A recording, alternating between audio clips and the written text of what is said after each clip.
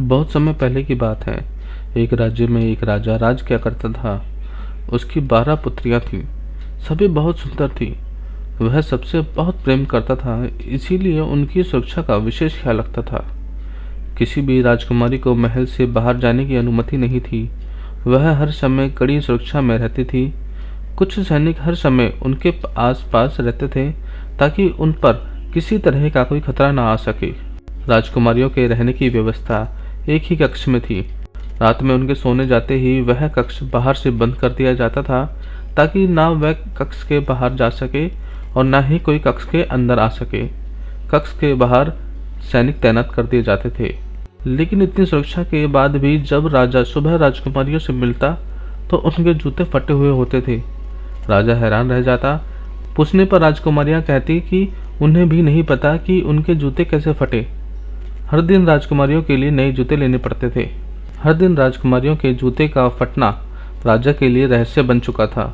वह चाहता था कि इस रहस्य का पर्दाफाश हो, इसीलिए अपने स्तर पर उसने कई प्रयास किए, लेकिन सफल नहीं हो सका।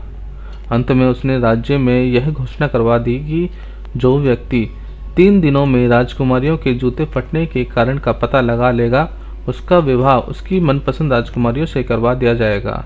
साथ ही उसे राजा का उत्तराधिकारी भी घोषित कर दिया जाएगा। लेकिन इस कार्य में असफल रहने पर उसका सिर धड़ से अलग कर दिया जाएगा। यह घोषणा पड़ोसी राज्यों तक भी पहुंची और पड़ोसी राज्यों के राजकुमार इस रहस्य का पता लगाने राजा के पास आने लगे। राजा उन्हें राजकुमारी के कक्ष के साथ वाले कक्ष में ठहरा देता ताकि उन्हें निगरानी रखने में कोई असुविधा ना हो। लेकिन रात होते ही राजकुमार गहरी नींद में सो जाते और सुबह होने पर देखते कि राजकुमारी के जूते फटे हुए हैं।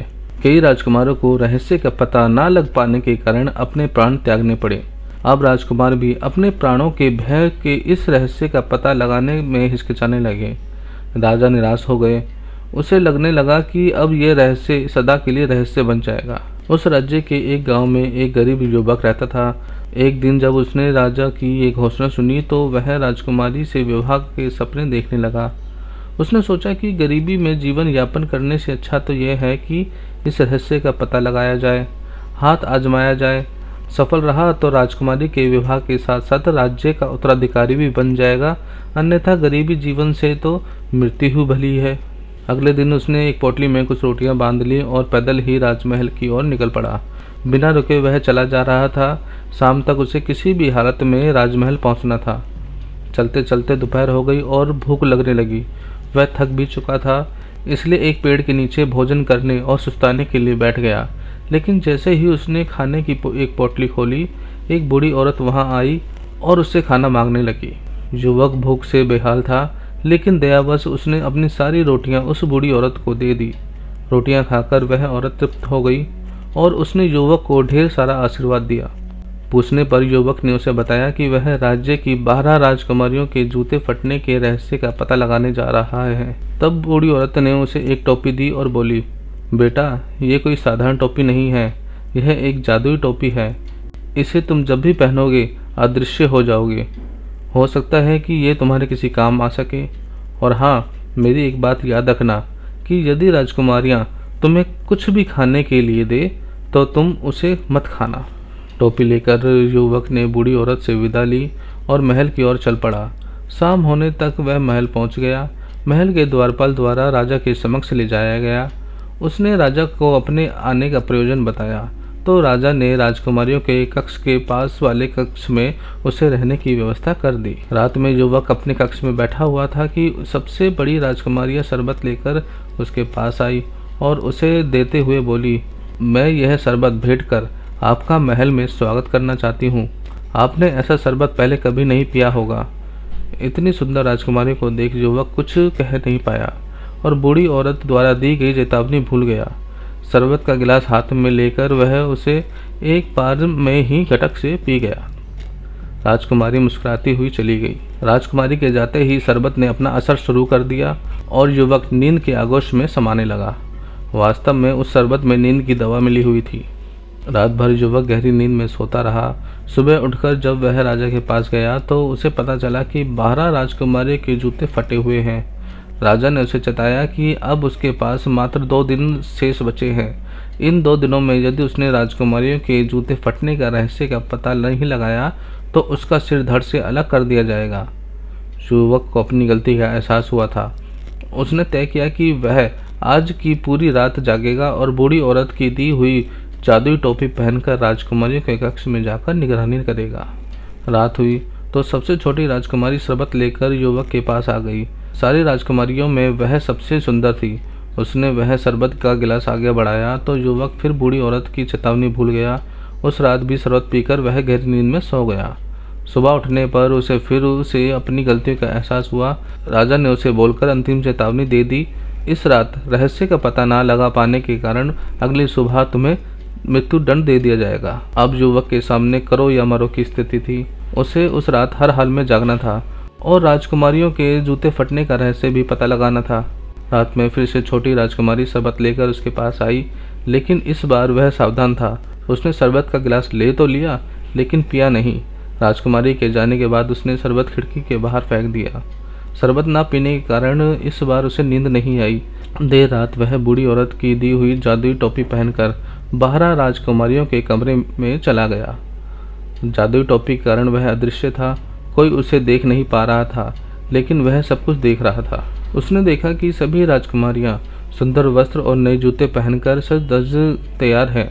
युवक यह देखकर हैरान हो गया और उसे समझ नहीं आ रहा था कि रात के इस पहर राजकुमारियां इतनी तैयार क्यों हैं। तभी सबसे बड़ी राजकुमारी सबसे छोटी राजकुमारी से बोली, आओ जाकर पता तो करें कि युवक वह सोया है या नहीं। छोटी राजकुमारी युवक के कक्ष की ओर की दीवार पर कान लगाकर खड़ी हो गई और उसके खर्राटे की आवाज़ सुनने की कोशिश करने लगी। युवक समझ गया कि उसे खर्राटे की आवाज़ निकालनी होगी ताकि राजकुमारियां उसकी ओर से निश्चिंत हो जाए। वह अदृश्य अवस्था में दीवार के पास जाकर खर्राटे की आवाज़ निकालने लगा, जिससे कि छोटी राजकुमारी को लगा कि वह सो गया है। उसने सारी राजकुमारियों को यह खबर दे दी। फिर सबसे बड़ी राजकुमारी ने 12 बिस्तरों में से एक बिस्तर खिसकाया और 3 बार ताली बजाई। ताली बजाते ही वहां की जमीन एक ओर खिसक गई। वह एक गुप्त मार्ग था जहां नीचे की ओर सीढ़ियां बनी हुई थी। सभी राजकुमारियां एक एक कर उस गुप्त मार्ग से बनी सीढ़ियों से नीचे उतरने लगी। युवक भी उनके पीछे हो गया। सीढ़ियां खत्म होने पर वह एक घने जंगल में पहुंच गई। उस जंगल में लगे पेड़ों की डालियां सुनहरी थी। युवक ने एक सुनहरी डाली तोड़कर अपने पास रख ली। जंगल पार कर राजकुमारियां एक झील के किनारे पहुंची, जहां 12 नावों में 12 राजकुमार उनका इंतजार कर रहे थे। सभी राजकुमारियां एक एक करके नाव में बैठ गई। युवक सबसे छोटी राजकुमारी की नाव में बैठ गया। नाव में बैठकर राजकुमारियां नदी पार करने लगी। छोटी राजकुमारी को अपनी नाव भारी प्रतीत हो रही थी, होती भी क्यों नहीं। युवक उसमें बैठा हुआ था। उसने पास ही एक दूसरी नाव में बैठी अपनी बड़ी बहन को बताया तो वो हंसने लगी और कहने लगी कि लगता है कि आज उसकी नींद पूरी नहीं हुई है। फिर छोटी राजकुमारी कुछ नहीं बोली। कुछ ही देर में नाव नदी पार पहुंच गई।